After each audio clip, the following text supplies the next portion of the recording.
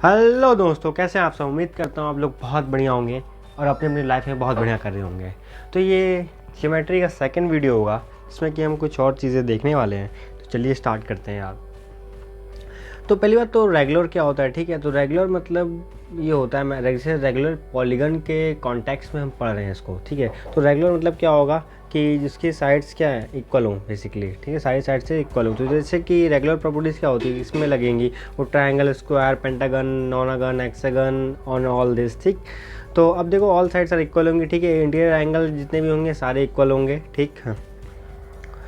तो हाँ, जैसे कि हाँ आगे देखते हैं। एक्सटीरियर एंगल आर इक्वल होंगे, ठीक है। इंटीरियर भी इक्वल होंगे, एक्सटीरियर भी इक्वल होंगे आपस में, ठीक है। And sum of the angle कितना, एक्सटीरियर एंगल कितना होगा, सम होगा 360 होगा।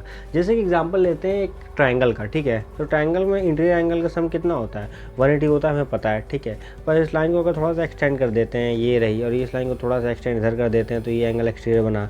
इस लाइन को थोड़ा इधर एक्सटेंड कर देते हैं तो ये बन गया, ठीक है। तो ये क्या, इसके एक्सटीरियर एंगल है, लीनियर पे वाला कॉन्सेप्ट लगा के। तो इनका सम कितना होगा पता है, ये 360 होगा।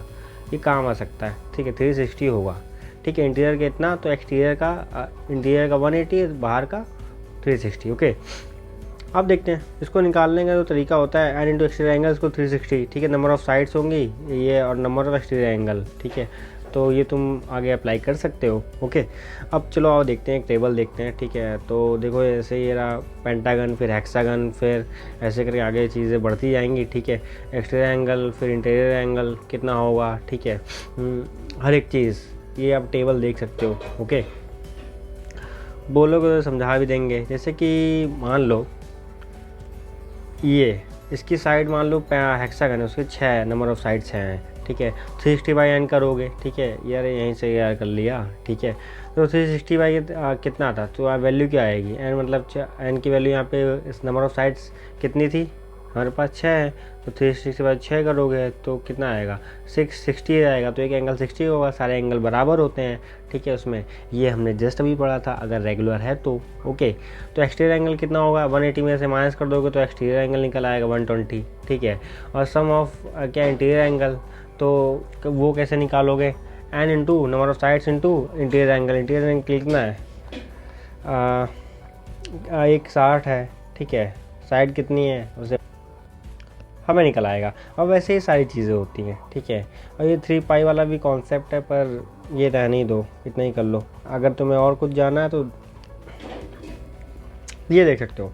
सम ऑफ इंटीरियर एंगल कितना होगा, n-2 into pi, n-2 into pi, ये बस याद रखो।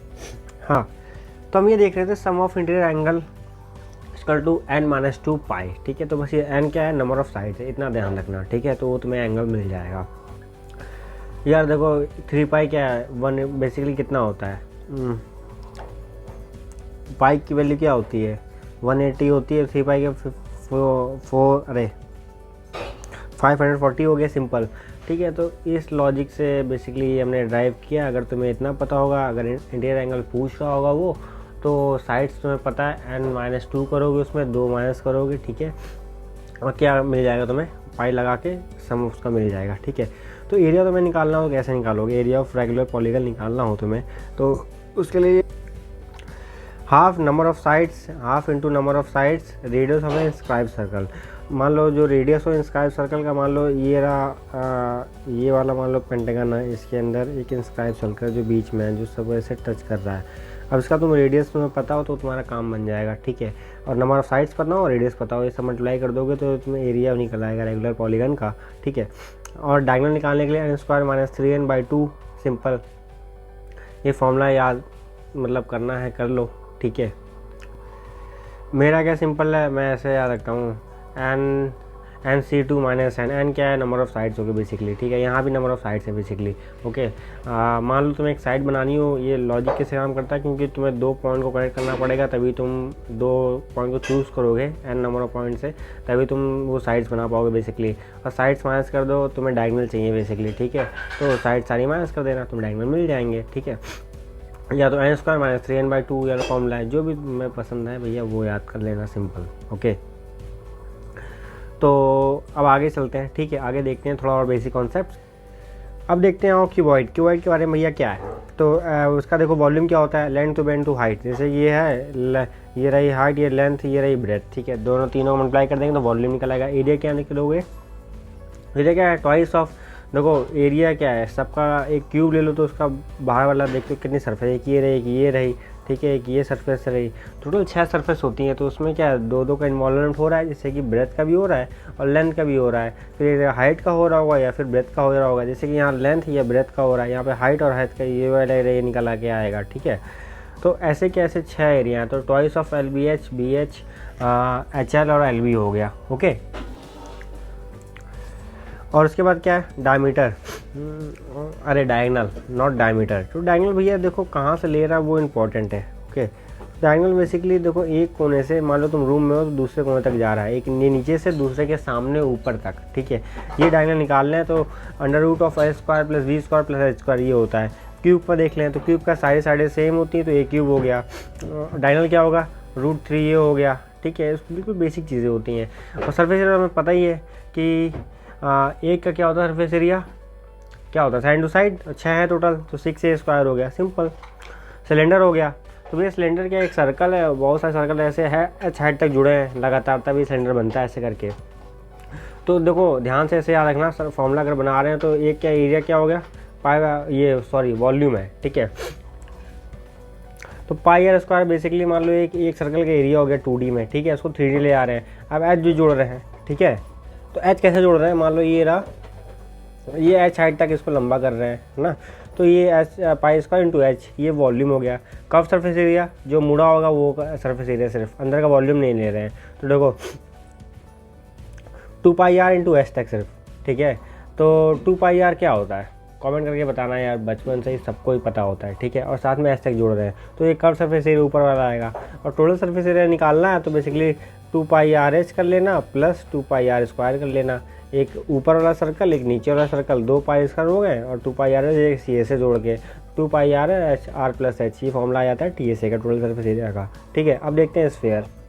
तो स्फीयर में बेसिकली वॉल्यूम क्या होता है, 4/3 πr³, ठीक है। इसमें curve surface area, total surface area same ही रहता है, ठीक है। तो 4πr², ठीक है, ऐसे तुम्हें याद करना है। वॉल्यूम 4/3 πr³, ठीक है, यहाँ भी 3 ऊपर भी क्यूब। और इसके बारे में क्या है, CSA और TSA दोनों सेम रहेगा, सरफेस एरिया बोल दो तो 4πr²। हम इस पर इसका आधा कर देंगे तो वॉल्यूम कितना था, 4/3 था, तो 2 से डिवाइड कर दिया, तो बस इसको तुम्हें याद रखने की जरूरत है, उसके लिए नहीं। CSA क्या होगा, उसको /2 कर दो, सिंपल। इसमें टोटल सरफेस एरिया क्या होगा कि भैया ये एक चीज़, एक और सरफेस एरिया एक्सपोज हो गया है, बाकी ये कितना था, ठीक है। तो ये था 2π, एक मिनट, तुमने TSA उसको वाला आधा कर दिया था तो 2πr², ठीक है। इसका आधा कर दो, 4 था तो 2πr² बन गया 2, और साथ में एक πr², ये वाला सर्कल जो बना है इसके वजह जोड़ दो तो भैया 3πr²। ऐसे याद रख सकते हो अगर चाहो तो, वरना फिर रट ही लो, सिंपल, तुम्हारी मर्जी, ठीक है। मैं तो रटना पसंद नहीं करता यहाँ पे, क्योंकि रटने वाली ये चीज़ ही नहीं है, ओके। अब देखो हम आगे चलते हैं, ठीक है। राइट सर्कमकोन, ठीक है, यहाँ पे भैया राइट एंगल बनना होगा, ऐसा कुछ सिंपल सी बात है। सर्कमकोन वही बर्थडे केक वाली नहीं टोपी होती है, बस वही। तो वॉल्यूम क्या होता है, 1/3 πr²h, सिंपल, ठीक है, ये याद रखना, ठीक। CSA क्या होगा, ये वाला कर्व सरफेस एरिया तो πrl बन जाएगा, total surface area πrl + πr², क्योंकि एक नीचे ये है, और πrl इससे जो कर्व सर बनेगा उसका बन गया। और ये क्या है कि मान लो ये हाइपोटेनस हो जाएगी, ये हाइट है, ये रेडियस है, तो इससे क्या बन सकते हो, पाइथागोरस थ्योरम लगा के तुम बोल सकते हो। ये L क्या, स्लांट हाइट बोलते हैं इसको बेसिकली ना। मैं तुम्हें बेसिक बता दिया, ठीक है, इतना ही ज़्यादा होता है और कुछ नहीं। इतने से ही तुम्हारे सारे क्वेश्चन हो जाएंगे, बस ये थोड़ा बेसिक तुम्हें पता होना चाहिए, उसके बाद थोड़ा एप्लीकेशन तुम्हें पता हो, ठीक है। तो वो तो क्वेश्चन से ही देख सकते हैं, तो क्वेश्चन देख लेंगे, पर इससे ज़्यादा क्वेश्चन आएंगे नहीं। अब हम क्या करेंगे, जनरली कुछ चीज़ें छोड़ के उसके बाद PYQs स्टार्ट करेंगे, और एक और टॉपिक जो रह गए हैं, जैसे क्लॉक लॉग ये टॉपिक रह गया, तो वो भी मैं कवर कर लूँगा जल्दी से, ठीक है। तो आपको मैं बता भी दूँगा, ठीक, क्या करना है कैसे, ठीक। तो यार मिलते हैं फिर अगले वीडियो में, ठीक है। तो तब तक जय हिंद, जय भारत, ऐसे ही पढ़ते रहो, ओके।